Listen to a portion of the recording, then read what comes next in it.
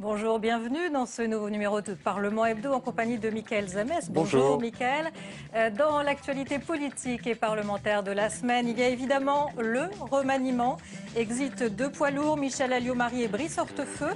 Arrivée de deux nouveaux, Claude Guéant et Gérard Longuet. Alors qu'Alain Juppé devient l'homme fort aux commandes du Quai d'Orsay.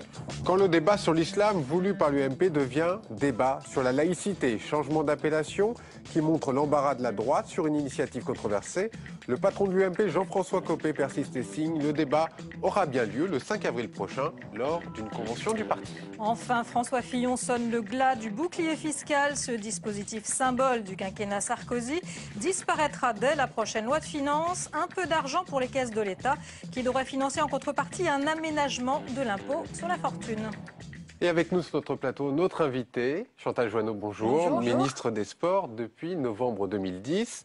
Un domaine que vous connaissez bien car vous avez pratiqué le haut niveau, le karaté, c'est votre discipline.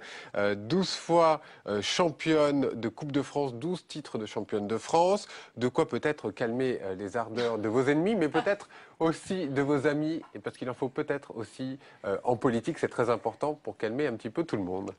Et votre deuxième facette, bien sûr, c'est l'écologie, tout le monde le sait. Vous en avez été la secrétaire d'État pendant près de 2 ans. Les écologistes qui ont souvent la dent dure reconnaissent vos compétences et vos convictions en la matière, convictions qui vous ont même mené jusqu'à fâcher en plus haut lieu lorsque vous aviez protesté ouvertement contre l'abandon de la taxe carbone. Vous vous en souvenez sûrement. Très bien, oui, au ministère des Sports. On vous entend un petit peu moins. Seriez-vous un peu à l'étroit dans ce ministère ?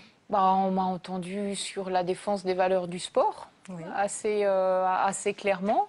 Non, c'est un ministère qui est intéressant parce qu'on touche à tous les aspects de la société. On touche aux aspects d'éducation, bien évidemment. On touche à la vie collective. Le sport a ça d'intéressant qu'il rassemble dans un vestiaire ou autour d'un stade des personnes, quel que soit leur niveau de revenu, leurs origines, leurs convictions. Il y a très peu de lieux aujourd'hui dans notre pays, dans les pays développés, qui rassemblent. Et le sport en fait partie. Donc ça veut dire qu'il ne faut pas laisser le sport se laisser pervertir par d'autres valeurs, et notamment des excès d'argent, ou confondre le sport et le spectacle. Et puis ça veut dire aussi qu'il faut prendre le flambeau pour défendre les valeurs éducatives du sport et la pratique du sport. Votre passé de sportif de haut niveau vous aide ? C'est un petit plus, mais ce n'est pas la condition pour être ministre des Sports. Ça reste un domaine qui est très technique. Et par exemple, Marie-Georges Buffet a la réputation et a été une très grande ministre des Sports. Elle n'était pas sportive, elle l'a très bien assumé, mais elle s'est plongée dans les dossiers, notamment dans la lutte contre le dopage.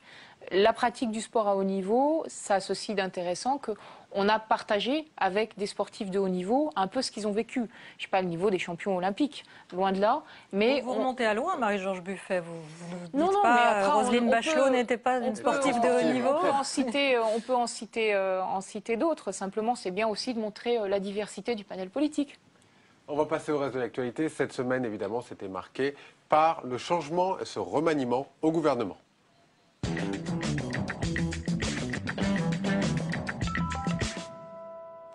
Dans une intervention à la télévision, Nicolas Sarkozy s'est expliqué sur ses choix.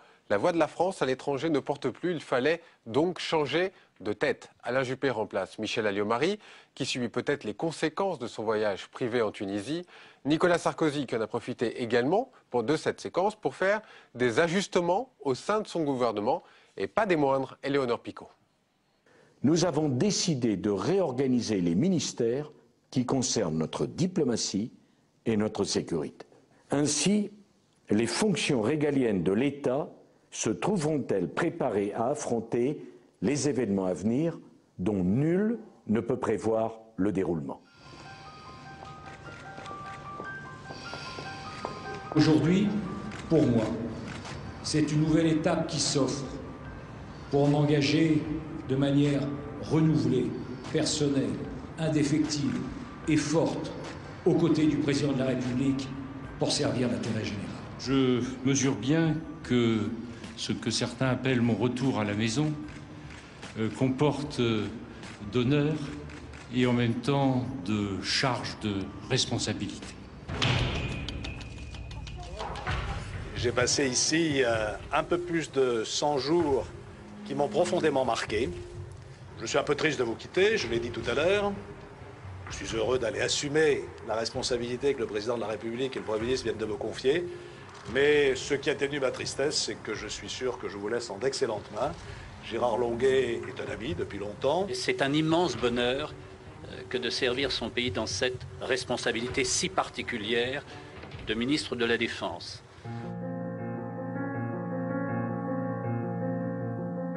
Mon cher Alain, vous retrouvez une maison que vous avez connue il y a une quinzaine d'années et dans laquelle vous m'avez dit un jour que vous aviez été très heureux. Je vous souhaite de l'être à nouveau pleinement dans ses fonctions. Je suis assez bien placé pour savoir que la vie politique est parfois brutale et injuste. Je suis aussi aujourd'hui placé pour savoir que la roue tourne. Et je vous souhaite à vous aussi, ma chère Michel, bon vent et bonne mer. Chantal Joanneau, quand on entend Michèle Alliot-Marie, bon vent, bonne mer, elle devait partir, Michèle Alliot-Marie, ça devenait inéluctable? Déjà, je pense que c'est important de rappeler un principe, c'est qu'il n'y a qu'une personne élue au gouvernement, c'est le président de la République, qu'aucun ministre n'est titulaire de son poste. Aucun. Si demain le président veut me remplacer par quelqu'un d'autre, je n'ai rien à dire. Et ce n'est pas une question de justice ou d'injustice. On travaille dans le sens de l'intérêt général, point à la ligne. On n'a que des devoirs quand on est ministre. Vraiment que des devoirs. Après, ce qui était délicat, Michèle Alliot-Marie n'a rien commis d'illégal. Rien. Et c'est important de le rappeler, mais il lui était devenu très difficile d'aller dans les pays arabes, qui ont assez mal vécu ensuite certaines déclarations. Donc le président de la République, de toute façon, c'était la voie de la sagesse. C'était inévitable de remplacer Michèle Alliot-Marie par Alain Juppé, qui est un homme expérimenté, très expérimenté dans ce domaine, très reconnu dans le domaine des affaires étrangères.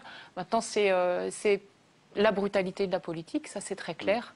Mais c'est ainsi. Extrêmement stoïque, vous qui connaissez les ministères, qu'est-ce qui passe par la tête dans ces moments-là? Alors, elle est c'est une femme d'État, très expérimentée, donc elle sait aussi effectivement que c'est la logique, c'est la loi du système. Qu'est-ce qui passe par la tête? C'est très difficile parce qu'on a beau savoir qu'on est là que de passage, on s'attache. On s'attache aux personnes, on s'attache aux sujets. Et même quand je suis partie de l'écologie pour aller au sport, honnêtement, c'est lourd. Et je pense que pour Michel, c'était encore plus lourd. Chantal Joanneau, ce remaniement, est-ce que vous l'avez senti comme un signe de fébrilité de la part du président de la République qui, on a l'impression, a été presque obligé de remanier? On n'est jamais obligé de remanier. Vous savez, la pression populaire, la pression... Le président de la République, pour bien le connaître, n'est pas un homme fébrile. C'est pas son qualificatif. C'était nécessaire de le faire, simplement parce que c'est dans l'intérêt général du pays. Donc il n'y avait pas à se poser de questions et lui doit mettre de côté ses sentiments, quels qu'ils soient, pour être dans le sens de l'intérêt général. Donc, et puisque parler de fébrilité, oui. Parce que l'opposition a parlé de fébrilité, c'est toujours très marrant parce qu'ils demandaient le remaniement, une fois qu'ils l'ont, ils n'en veulent plus. C'est toujours assez... mais ça, c'est le jeu de la politique, je crois. Quitte à se séparer aussi d'un ami, Brice Hortefeux, notamment sans séparer, entre guillemets, puisque Brice se met au service du pas président. Encore vraiment officiel. Et Brice Hortefeux a toujours dit au président de la République, ce sont quand même des amis, qu'il ferait ce que le président souhaitera. Mais Brice est vraiment... Bon, c'est quelqu'un de bien. C'est vraiment quelqu'un de bien. D'accord, je sais que sa blague, entre guillemets, n'était pas bonne. Il le paye aujourd'hui. Il le paye. Bon, la condamnation, on va voir effectivement... c'est au juge de juger. C'était vraiment une mauvaise blague. Et on sait que quand on est femme ou homme politique... Il a été condamné. Mais après, il y en a quand on est femme ou homme politique, on sait très bien qu'aujourd'hui, plus qu'hier, rien ne passe. Rien ne passe et on est totalement transparent. Il n'y a plus de distinction entre notre vie privée et notre vie publique. Tout ce que je demande, moi, c'est qu'on ne touche pas aux familles. Vous disiez que Nicolas Sarkozy n'était pas contraint. Il s'est plié aux conditions imposées par Alain Juppé au Quai d'Orsay en faisant ça, c'est le dialogue entre ces deux hommes. Ça, c'est, oui. je ne rentre pas dans le détail parce que je ne connais pas l'intimité de leur dialogue, honnêtement. Mais Alain Juppé, de toute façon, est quand même quelqu'un de très reconnu au Quai d'Orsay.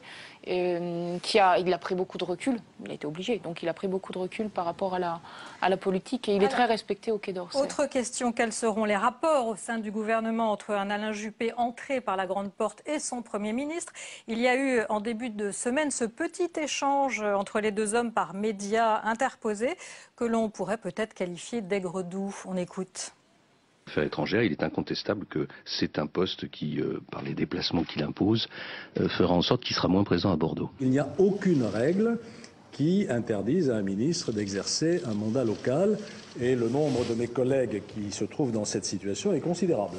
Y compris d'ailleurs le Premier ministre qui doit toujours être président d'une communauté de communes dans la Sarthe, si je suis bien informé. Le jour où la loi changera, bien entendu, je m'y conformerai et je peux vous dire que dans cette hypothèse-là ou dans cette circonstance-là, je choisirai Bordeaux. Alors ça sonne un peu comme j'ai pas de leçon à recevoir d'un homme qui préside une communauté de communes, ça commence pas très bien. Honnêtement, c'est parce que vous avez envie de le lire comme ça. Oui, parce que mal tourné. C'est journaliste, c'est ça. Honnêtement, mais l'un et l'autre, ils disent des choses justes. Il n'y a pas d'obligation de quitter son mandat de maire d'un côté, et c'est évident qu'il sera moins présent à Bordeaux de l'autre. Donc, je pense que les deux ne pouvaient pas répondre autre chose, en réalité. C'est des petits problèmes. Après, il y a un vrai sujet qui est la question du cumul des mandats, qui est un sujet de fond. C'est un autre sujet. Mais moi, depuis le début, j'ai pas vu de tension entre ces deux hommes.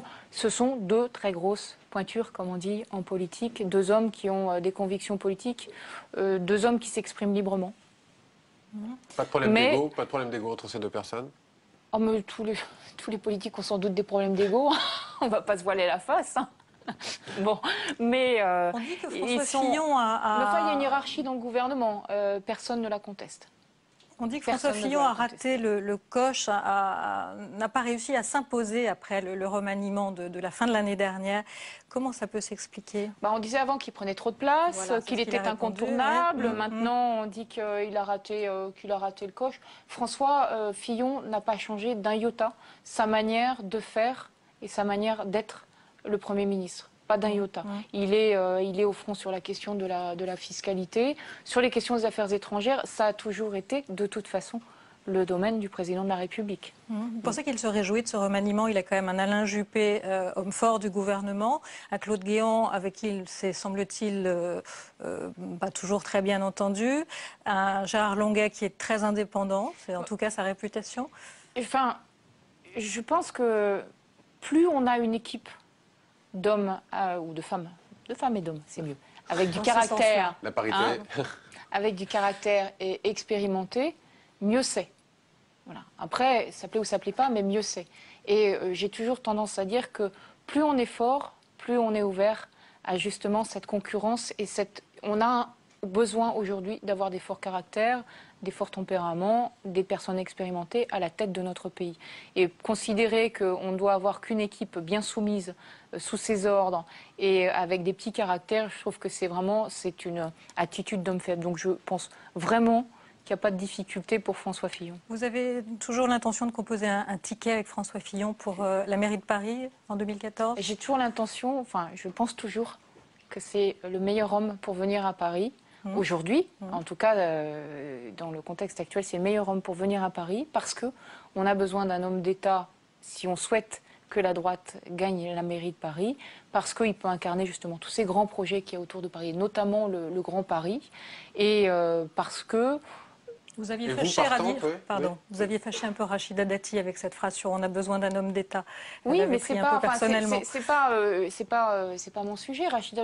La question, c'est d'avoir toutes les bonnes volontés. Et justement, ce que je vous disais auparavant, on a besoin d'avoir des personnes qui sont fortes, qui sont effectivement des personnes avec des caractères, qui sont des individualités. Mais on a besoin, et plus il y en a à Paris, mieux c'est. Le vrai sujet, c'est celui-là aujourd'hui. Est-ce qu'on veut ou non proposer quelque chose de nouveau à Paris?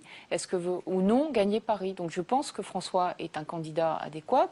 Moi j'aime travailler sur le fond, ça a toujours été mon truc. On me dit parfois que je suis très scolaire d'ailleurs, mais donc travailler sur le projet, oui, ça m'intéresse pour proposer quelque chose avec, je sais, une personnalité et des orientations politiques qui sont parfois un peu décalées. Bon, c'est pas grave. Une autre personnalité qui a du poids, c'est Claude Guéant. C'est un homme qui incarne naturellement l'ordre, dit de lui Nicolas Sarkozy. Claude Guéant, vous l'avez bien connu.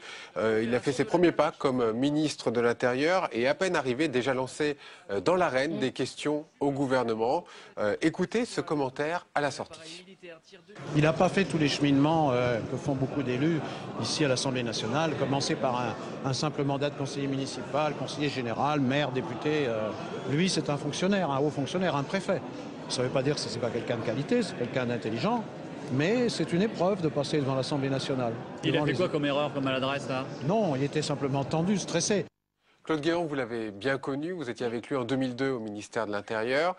Aujourd'hui, la gauche, vous l'avez entendu, dit de lui que ce n'est pas un élu, il va avoir du mal à être une personnalité politique. Qu'est-ce que vous en pensez, vous? Claude Guéant, c'est un peu mon mentor. C'est un homme que j'admire vraiment par ses qualités intellectuelles et par son caractère parce qu'il a un cœur énorme.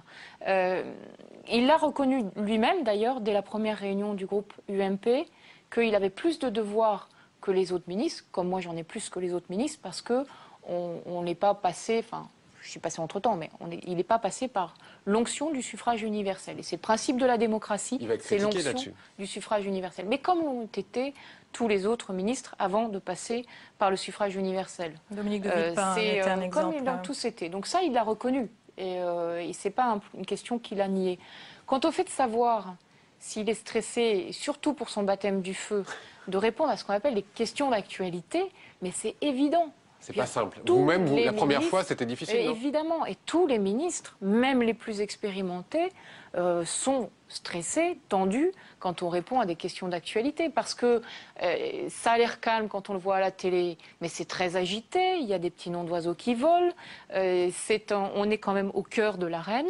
Et puis, c'est vraiment un exercice particulier, très contraint. Encore un mot sur Claude Guéant. Il incarne l'ordre, la reprise en main du ministère, notamment sur l'immigration et la sécurité. Vous pensez que c'est une reprise en main après le passage de Brice Hortefeux?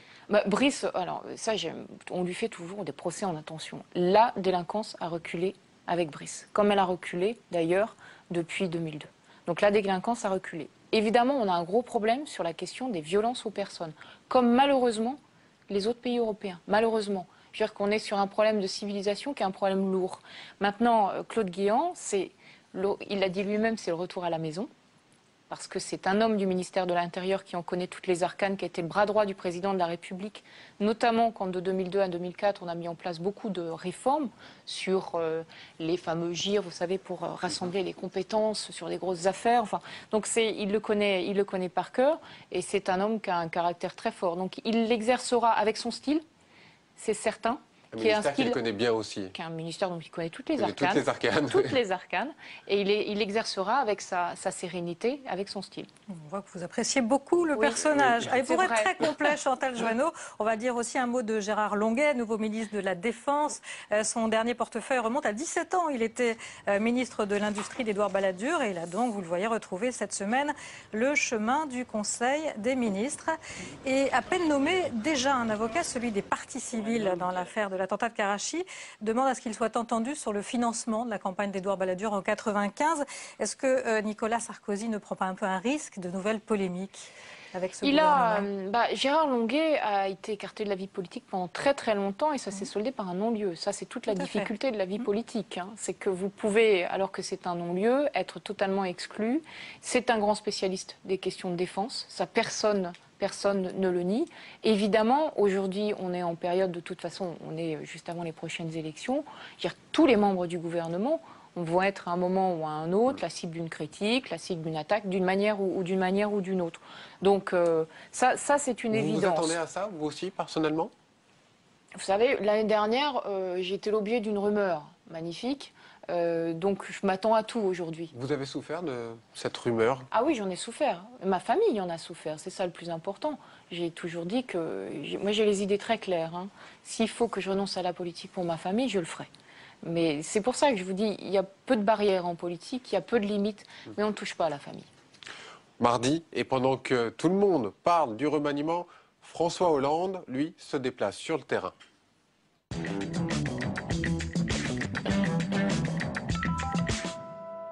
Il annoncera sa candidature à la primaire socialiste après les élections cantonales. En attendant, François Hollande fait campagne pour se faire connaître des Français. Il reste encore du travail, comme vous allez le voir dans ce reportage de Bérengère Dinglas. Loin de ses terres corréziennes, mais tout près de celle de Dominique Strauss-Kahn, c'est en banlieue parisienne que François Hollande est venu se montrer aujourd'hui. Sourire et petite blague, l'ex-premier secrétaire du Parti socialiste est à l'aise en campagne. Parce que c'est un moyen de rencontrer nos concitoyens, de les entendre, de les comprendre et aussi de se présenter à eux. Parce qu'on peut être connu parfois par la télévision, que l'on doit rester comme ça loin. S'il l'affirme haut et fort, c'est d'abord pour les cantonales qu'il est là. Le député de Corrèze est aussi venu pour tester sa nouvelle popularité. Et parmi les socialistes de Saint-Ouen, il a plutôt la cote. J'aime bien socialiste en fait. J'aime bien, surtout Hollande, surtout quand il parle, c'est pour ça en fait, je le défends. Pour moi, c'est un bon candidat. J'aimerais qu'il dirige un peu un jour la France, quoi.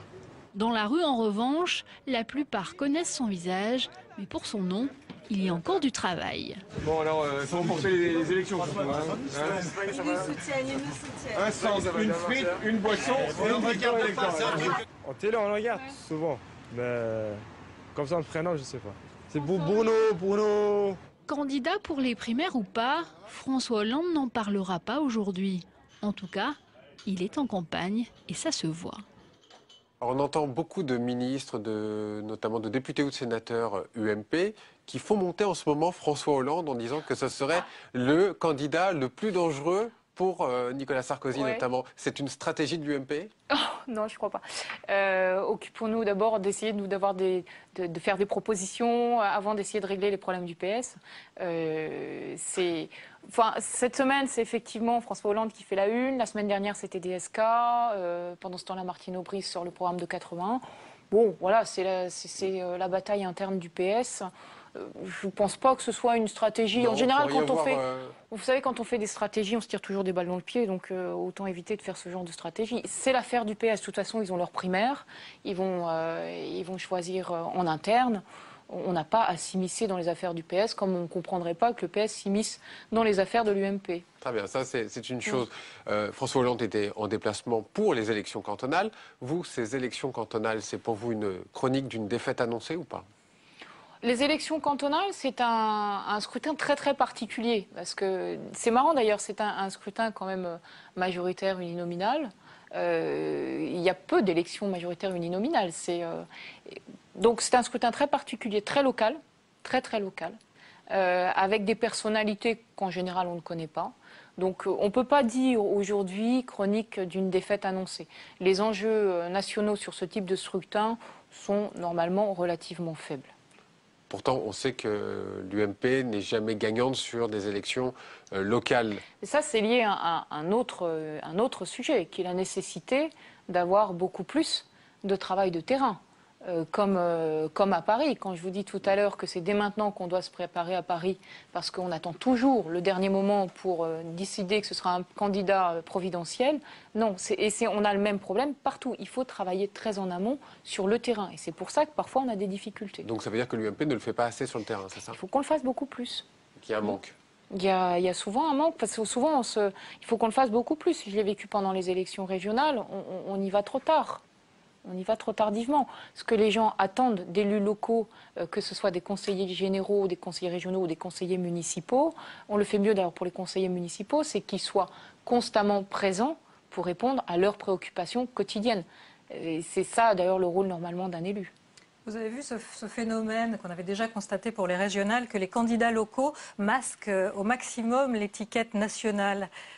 qu'ils ont. C'est lié, comme je vous le disais, en grande partie au fait que ce sont vraiment sur des préoccupations locales que ça se joue, qu'on a toujours cette idée... à cacher son appartenance nationale, il y a un côté un petit peu... Ouais, mais bon, ça, vous savez... J'aimerais bien qu'on me dise qui cache vraiment son étiquette, parce que faire une campagne sans parti...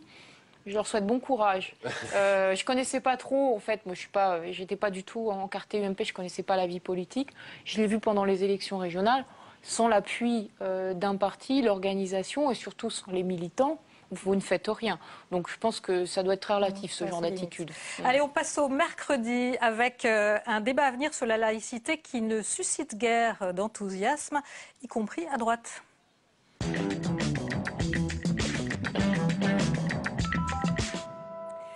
C'est une idée venue de l'UMP et plus précisément de Jean-François Copé. Un débat sur l'islam. Il aura lieu le 5 avril prochain lors d'une convention de l'UMP avec des propositions à la clé pour apaiser les inquiétudes de la majorité. L'opération a été rebaptisée Convention sur la laïcité. Et en ce mercredi, Jean-François Copé a du mal à s'en souvenir.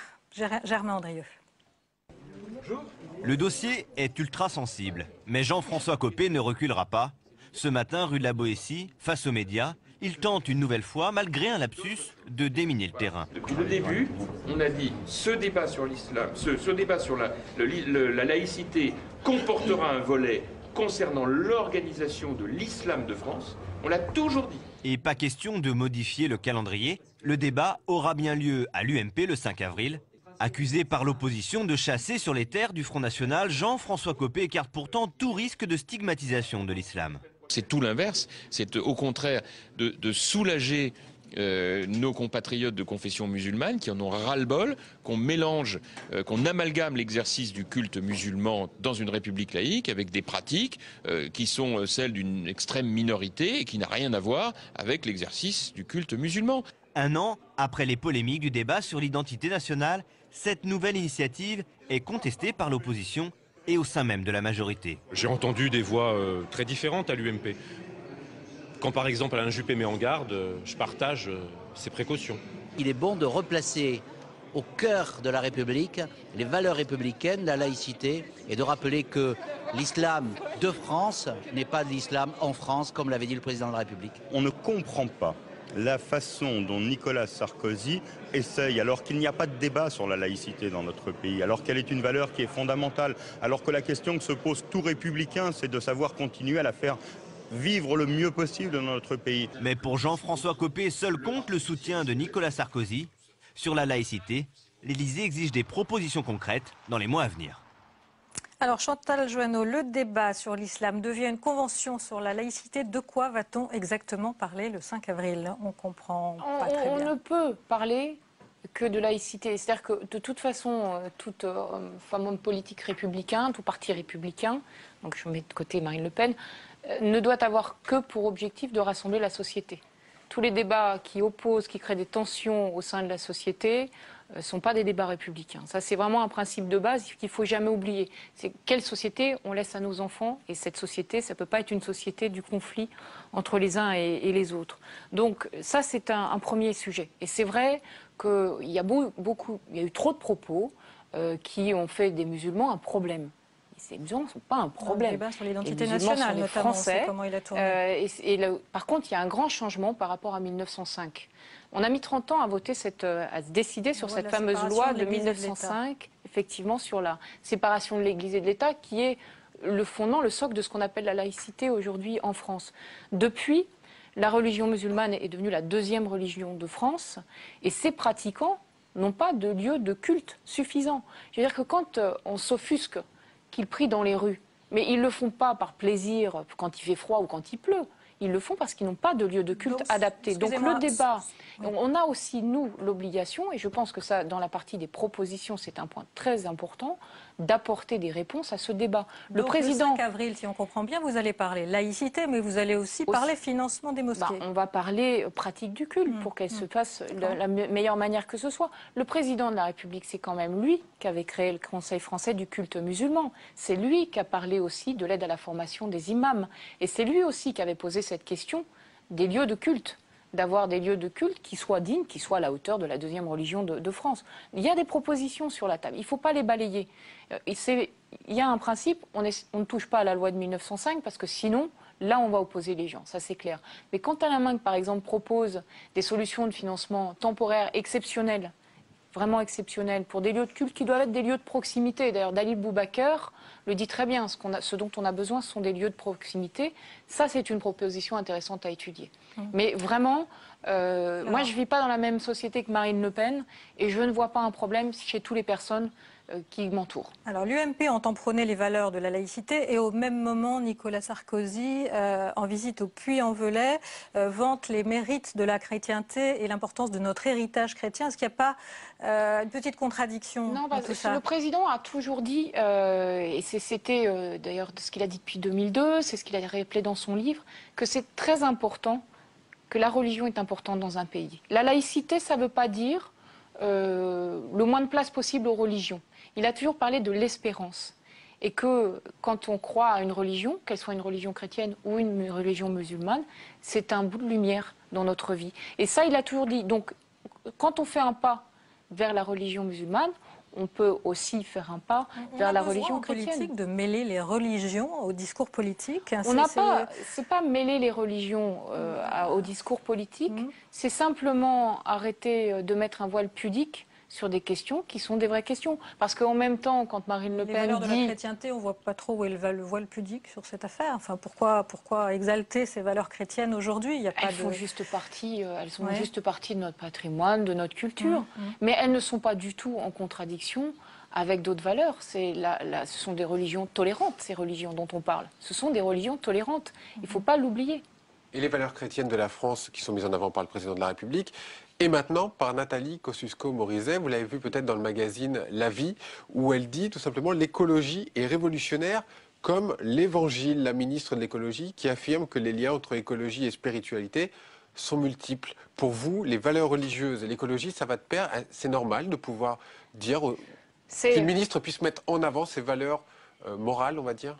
Chaque ministre a le droit d'avoir ses propres convictions. Maintenant, on agit pour l'ensemble de nos concitoyens, quelles que soient leurs convictions. Donc il ne faut jamais donner le sentiment que l'on fait ça dans un sens qui serait le sens d'une religion et pas d'une autre. Je n'ai pas lu son interview. J'ai pas lu son interview. L'écologie, ça s'intéresse à l'homme. Le fondement même de l'écologie, c'est l'homme, comme toutes les religions. Donc, il y a toujours un lien, évidemment. Mais donc ceci vous êtes dit... d'accord avec Nathalie Kosciusko-Morizet quand elle dit l'écologie est révolutionnaire comme l'évangile ? Je ne résumerai pas l'écologie au seul évangile. Voilà, parce que, effectivement, après, quelqu'un d'autre va pouvoir vous dire que c'est révolutionnaire comme la Torah, c'est révolutionnaire... Bon, voilà, c'est pas... Vous êtes d'accord avec ce principe de mélanger la religion avec l'écologie ? Ça paraît quand même assez étrange. C'est assez loin entre les deux. Oui. Bon, c'est assez loin entre les deux. Là, vous avez un peu dévié du débat. Mais l'écologie pose des questions de valeur et des questions de société, comme la religion pose des questions de valeur. Maintenant, je n'aurais pas fait le lien avec une religion particulière, parce qu'on travaille pour tous les Français, quelles que soient leurs convictions. Donc il n'y a pas d'erreur de Nathalie Kosciusko-Morizet. J'aime trop Nathalie pour critiquer Nathalie. Voilà. Alors, pour en revenir à des dérapages possibles, alors là, on n'est plus vraiment dans les religions, mais dans l'identité nationale, vous avez vu sans doute l'accueil réservé par les députés de la majorité au chroniqueur Éric Zemmour cette semaine. Éric Zemmour, condamné pour injure raciale et qui est venu à l'Assemblée pour participer à un colloque, sans doute par humour. Il a notamment dit qu'on pourrait supprimer les subventions aux associations antiracistes. Le plus surprenant, peut-être, ont été les applaudissements des députés qui ont suivi. Dérapage, selon vous ? Moi, je ne cautionne pas du tout ce que dit Éric Zemmour, parce qu'on ne peut pas dire, d'un côté, on accepte des propos à caractère raciste d'Éric Zemmour et le refuser quand ce sont des chanteurs de rap ou d'autres. Il faut être un peu cohérent avec nos valeurs. Il fallait l'accueillir à l'Assemblée dans une réunion de députés de la majorité. Accueillir dans une réunion Éric Zemmour ou d'autres personnes qui sont des provocateurs, c'est pas grave. Ça, en soi, à la limite, le débat doit être ouvert à tout le monde et tout le monde a droit d'avoir ses convictions. Y compris un provocateur condamné pour injure raciale. Y compris un provocateur qui reste quand même journaliste.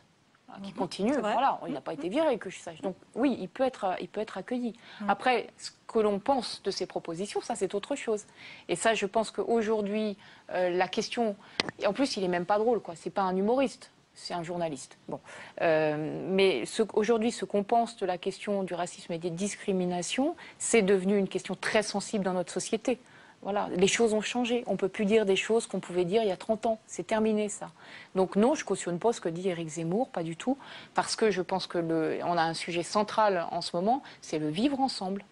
Un sujet absolument central et d'apaiser effectivement ces questions dans notre société. Et l'applaudissement des députés à sa proposition qui, comme vous le dites, n'est même pas drôle, ça vous inspire quoi? Chacun est libre de penser ce qu'il veut, c'est ça la politique. On va passer à l'économie et jeudi, notamment, le gouvernement qui a dévoilé ses pistes sur la réforme de la fiscalité.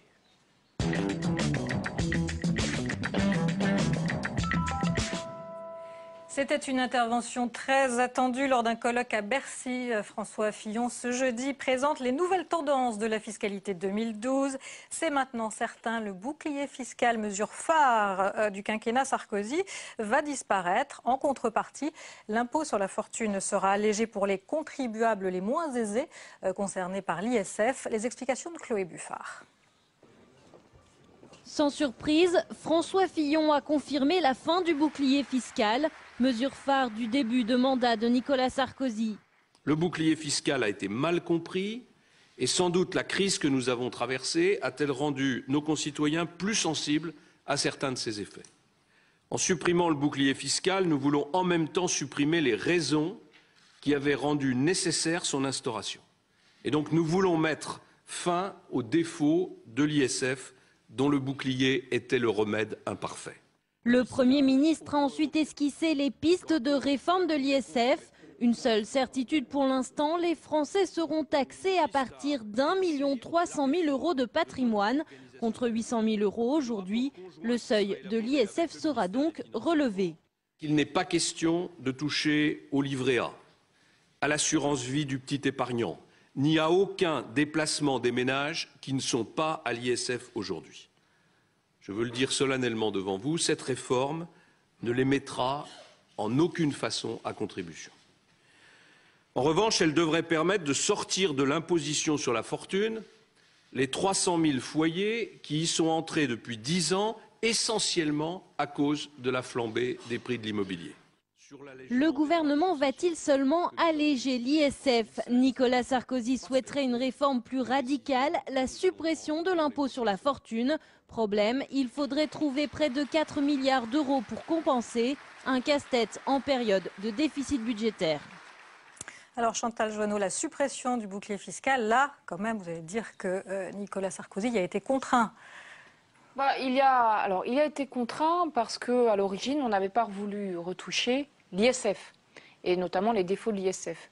Bouclier fiscal, on n'avait pas voulu, on s'est glissé en fait dans un dispositif de bouclier fiscal qui préexistait.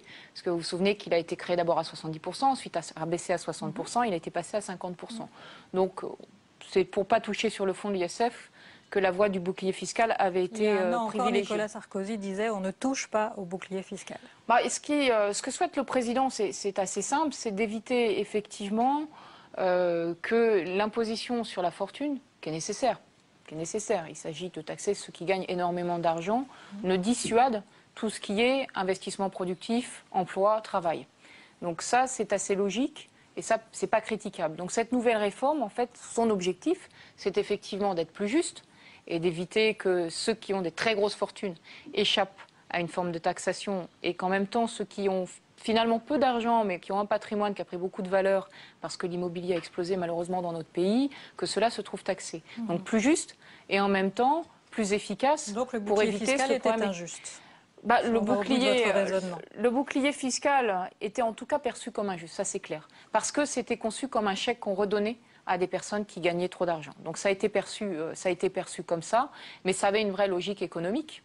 Et ça avait une vraie logique qui était d'éviter effectivement que tout investissement productif, tout ce qui favorise l'emploi ne parte. Je crois qu'aujourd'hui, le vrai débat de fond, il est peut-être beaucoup plus là-dessus d'ailleurs, c'est que est-ce qu'on taxe beaucoup plus le travail que le capital? C'est vrai dans beaucoup de pays, mais c'est vrai en France. On taxe beaucoup plus le travail que les dividendes.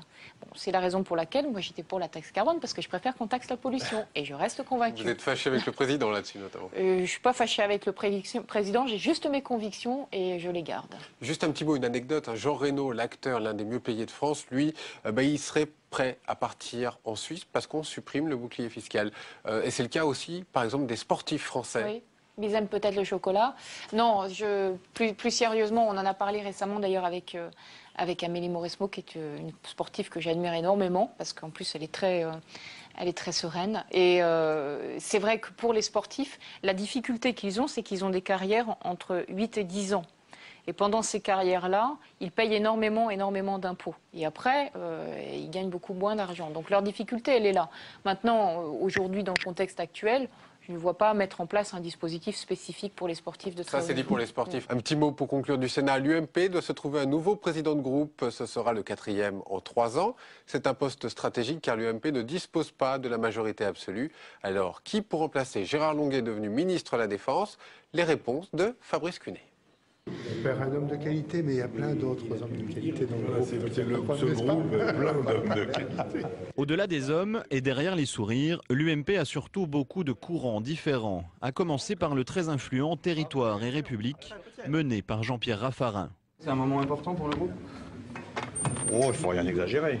Pourtant, l'ancien Premier ministre met la pression depuis dimanche pour que ses proches pèsent dans cette élection à la tête de l'UMP. Je pense qu'il est très important qu'au sein du groupe UMP du Sénat, on n'oublie pas de faire valoir justement ce courant humaniste qui me paraît au moins aussi important que le courant de la droite populaire qui s'exprime beaucoup aujourd'hui à l'Assemblée nationale. Le message est pour Jean-Claude Gaudin. Mardi matin, il confirme sa candidature à la présidence du groupe. Le sénateur-maire de Marseille sait qu'il peut compter sur une large majorité. Question d'expérience et d'échéance électorale aussi. On approche des sénatoriales, des élections sénatoriales, vous le savez, au mois de septembre. Et Jean-Claude Gaudin a une connaissance parfaite du territoire et du mode de l'élection des sénateurs. Tout le problème est d'éviter une lutte fratricide au sein du groupe en pleine campagne des cantonales et à quelques mois de ces sénatoriales cruciales. J'essaie de trouver, bien entendu, un rapprochement avec M. Raffarin sur le plan des idées. Rien ne nous sépare. C'est simplement quelquefois la volonté pour M. Raffarin de faire avancer tel ou tel de ses amis proches. Les deux hommes sont finalement parvenus à un accord. Jean-Pierre Raffarin récupère la place de vice-président du Sénat occupée par Jean-Claude Gaudin. Car seul candidat, le sénateur-maire de Marseille est sûr de succéder à Gérard Longuet mardi. À lui d'attribuer ensuite les sièges de vice-président du groupe en ménageant les différentes composantes de l'UMP. Chantal Joanneau, on a entendu Jean-Pierre Raffarin qui prône le renouvellement des générations. Est-ce que Jean-Claude Gaudin, c'est le meilleur candidat pour le Sénat ? C'est surtout un homme de dialogue, c'est celui qui sait le mieux rassembler les uns et les autres dans toutes leurs sensibilités. Donc oui, meilleur candidat, Jean-Claude Gaudin. Ah bah oui, en tant qu'homme de dialogue et pour rassembler les uns et les autres, aujourd'hui, il me semble que voilà, il s'impose. Peut-être le plus fin politique aussi par très rapport à fin politique, très fin politique, et très apprécié à Marseille, qui n'est pas une ville facile. On a vu qu'il y a de l'ambiance quand même entre Jean-Pierre Raffarin et Jean-Claude Gaudin. Il y a toujours dans l'ambiance en politique. Pour terminer, on vous a proposé, semble-t-il, un poste de sénatrice pour septembre 2011. Vous avez dit c'est une proposition qu'on ne refuse pas. Vous êtes toujours partante ? Toujours partante à l'investiture. À l'investiture, bien sûr. C'est assez compliqué comme cheminement. Oui, parce que j'ai fait mon premier débat au Sénat et j'aime beaucoup la manière de travailler de cette Assemblée, puis j'aime bien le temps long. Donc vous y voyez en septembre 2011 On verra ça d'ici là. C'est toujours des chemins qui sont assez longs, comme toute forme d'élection. D'accord. Et Paris 2014 aussi. On peut peut-être vous voir aussi en candidature. C'est imaginable de vous voir pour l'ambition de Paris au municipal. Comme maire ? Non, avec un ticket avec le prochain candidat à la mairie. Il faut vraiment quelqu'un d'expérimenté, de beaucoup plus capé, comme on dit. Mais en tout cas, pour aider, oui. Donc la politique. Surtout sur le travail de fond, j'aime bien. C'est ça. Et la politique, toujours. Oui. Vous êtes toujours parti pour continuer. A priori. Un autre ministère, ça vous ferait plaisir après avoir fait développement durable, écologie, des sports. Je viens d'arriver et vous me posez déjà la question de la suite. On ne sait jamais. Sur vos envies. Donc, honnêtement, jusqu'à 2012, ça fait 18 mois au total. C'est le minimum pour pouvoir mener une action sur un ministère. Il y a beaucoup de choses à faire au sport. Il y a vraiment beaucoup de choses. Lutte contre la corruption, poursuite de la lutte contre le dopage, l'intégration par le sport, les jeunes filles dans les quartiers notamment, est absolument prioritaire. Donc il n'y a pas de quoi s'ennuyer. Et bien, c'est sur ces paroles que nous allons nous quitter, Chantal Joanneau. Merci beaucoup d'avoir été avec nous pour commenter l'actualité de la semaine. Et nous, Mickaël, nous nous retrouvons la semaine prochaine. Même lieu, même heure. Bonne semaine. Au revoir. Au revoir.